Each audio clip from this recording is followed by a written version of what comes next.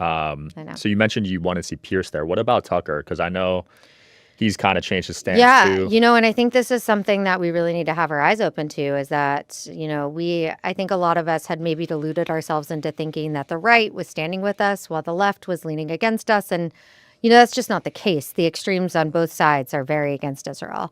And, Tucker is very much an isolationist. He does not stand with Israel. He has platformed Holocaust deniers on his show. And, Really?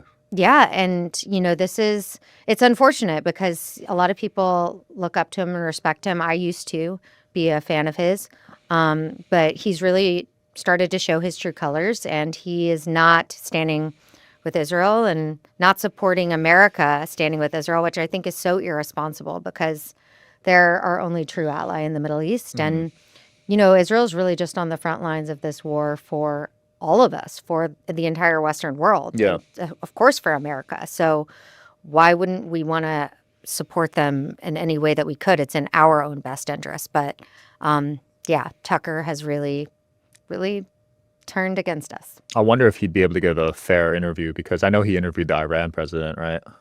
Yeah, I mean, I don't know. Who knows? I don't, to be honest, I have become very disillusioned with so many journalists. And Yeah, I you've think probably it, lost your trust with a yeah, lot of and them. I think it's made voices like yours all the more important because I feel like there's a level of transparency that you have with your listeners Mhm. that, maybe